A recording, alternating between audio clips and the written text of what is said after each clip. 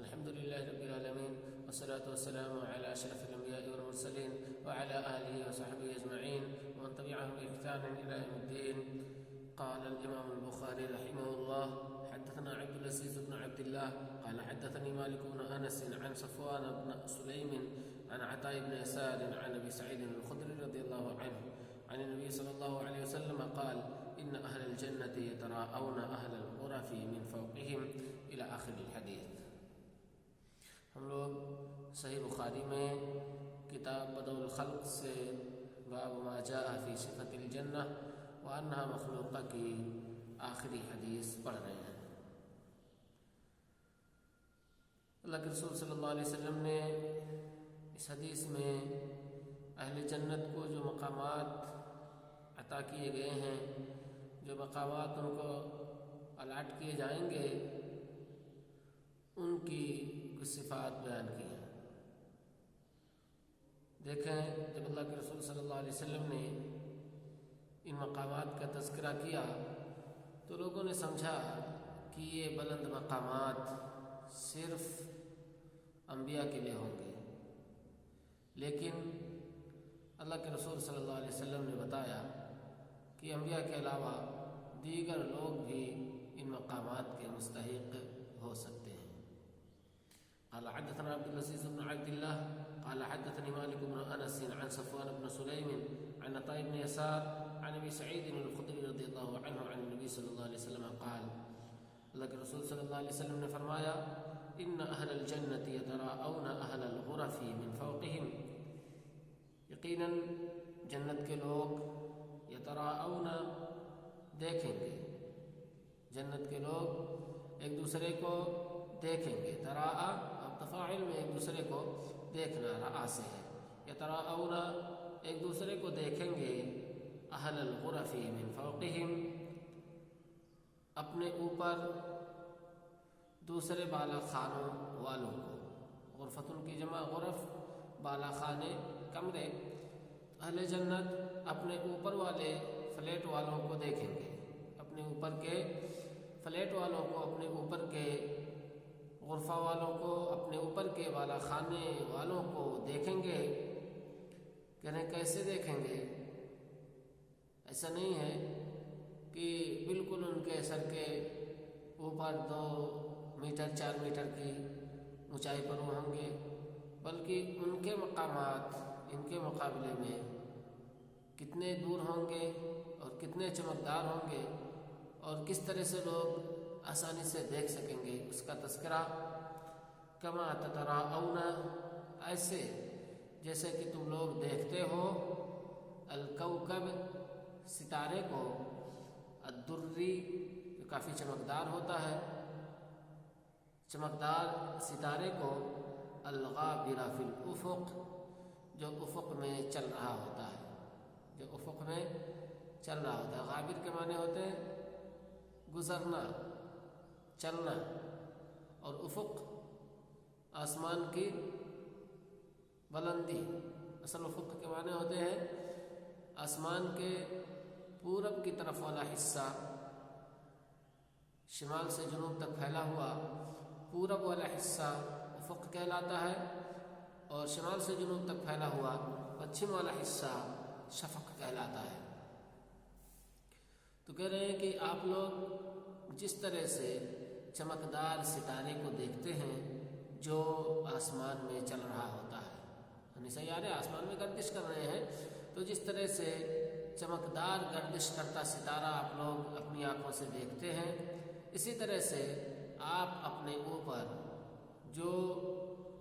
دیگر فلیٹ ہوں گے، دیگر کمرے ہوں گے،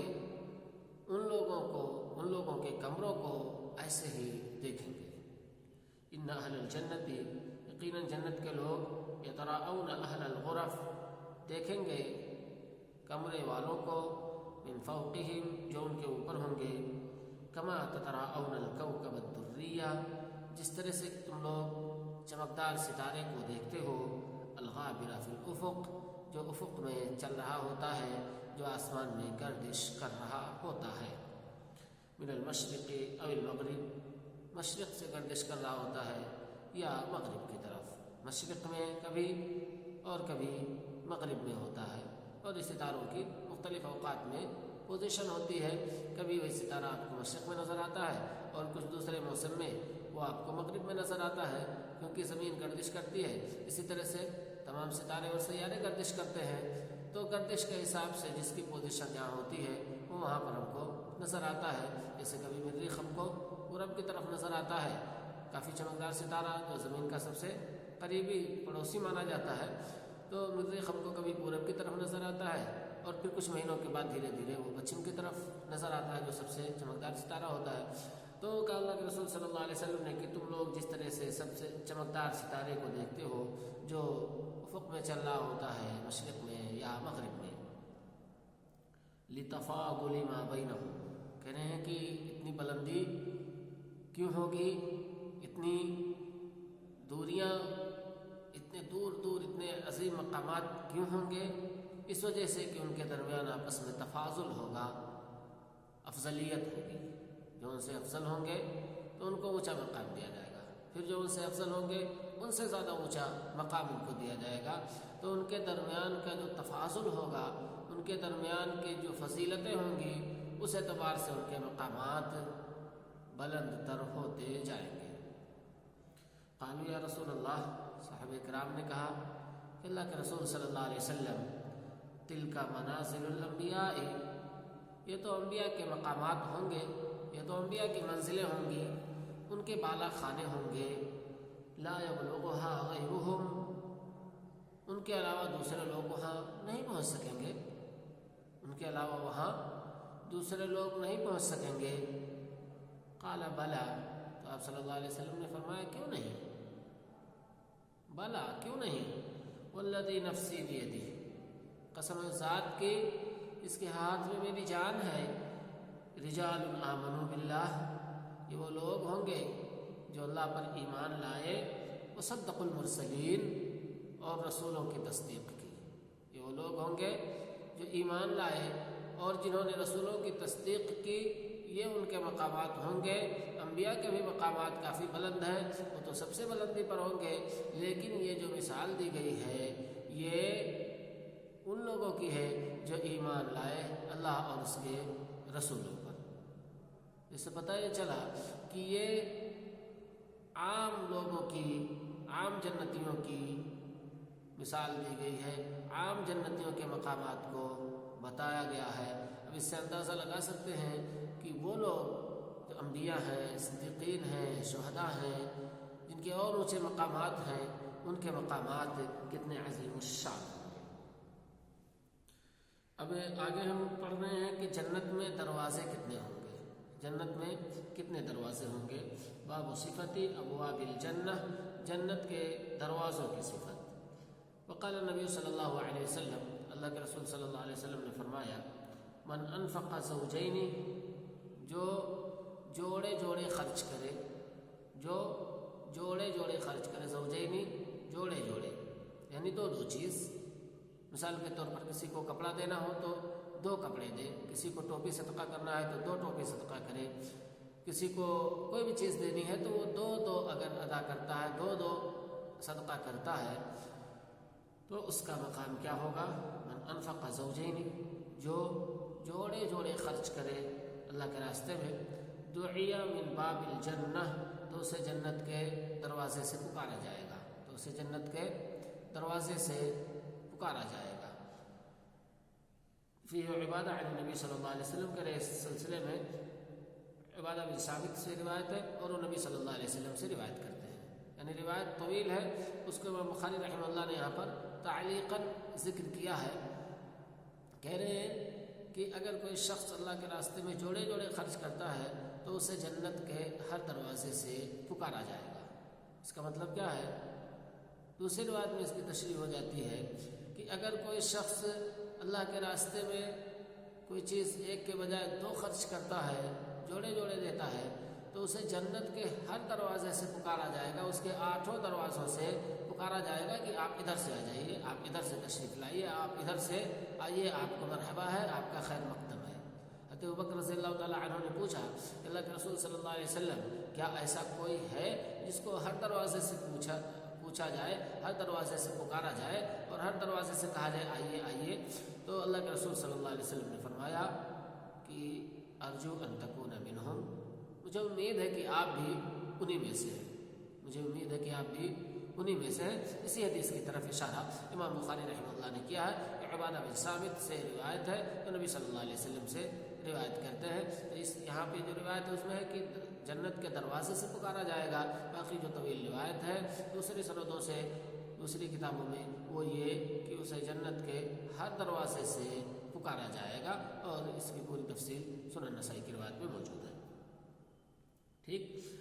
لیکن اس کے بعد ایک اور خاص دروازے کا نام ہے، اس نام والے دروازے کی حدیث ہمارے سامنے آ رہی ہے۔ قال حدثنا سعيد بن ابي مريم قال حدثنا محمد بن مطرف قال حدثني ابو حازم عن سهل بن سعد رضي الله عنه عن النبي صلى الله عليه وسلم قال في الجنة 8 ابواب، جنت میں 8 دروازے ہوں گے، جنت میں 8 دروازے ہوں گے، جہنم میں 7، جہنم میں صرف 7 دروازے ہوں گے، جنت میں ایکسٹرا ایک دروازہ ہوگا، ایک اضافی دروازہ ہوگا، تو جنت میں 8 دروازے ہوں گے۔ فیہا باب یسمى الریان، اس میں ایک دروازہ ہے جس کا نام ریان ہے، جس کا نام، اس دروازے کا نام ریان ہے۔ ریان کے معنی ہوتے ہیں پانی پلانے والا، سیراب کرنے والا، ری سے ہے۔ لا يدخلہ الا الصائمون، اس سے صرف روزے دار داخل ہوں گے، اس سے صرف روزے دار داخل ہوں گے۔ وجہ یہ ہے کہ روزہ دار سب سے زیادہ اگر کسی چیز پر صبر کرتا ہے تو پیاس ہے، سب سے زیادہ مشقت اگر کسی چیز میں اس کو برداشت کرنی پڑتی ہے تو پیاس کو جھیلنے میں، پیاس لگتی ہے اور اس کو برداشت کرتا ہے غروب شمس تک، پھر اس کے بعد جب دن کی گرمی ختم ہو جاتی ہے تب جا کر کے اس کو پانی پینے کی اجازت ملتی ہے، تو اس کا صلہ اس کو ملے گا کہ جنت کا اسپیشل دروازہ اس کے لیے بنایا گیا ہے، جنت میں ایک خاص دروازہ اس کے لیے متعین کیا گیا ہے، اس سے اس روزے دار کو آواز دی جائے گی کہ آپ ادھر سے تشریف لائیں۔ تو کیا ضروری ہے کہ ہر روزے دار اسی سے داخل ہو؟ نہیں، ضروری نہیں ہے، کیونکہ اگر روزے دار کے پاس اور دوسری نیکیاں ہیں، جیسا کہ اس میں ہے کہ جس نے 2 اللہ کے راستے میں صدقہ کیا تو اس کو ہر دروازے سے پکارا جائے گا، تو دوسری اور نیکیاں ہیں وہ کسی اور دروازے سے بھی داخل ہو سکتا ہے، لیکن اس دروازے کی خصوصیت یہ ہے کہ صرف روزہ دار ہی اس سے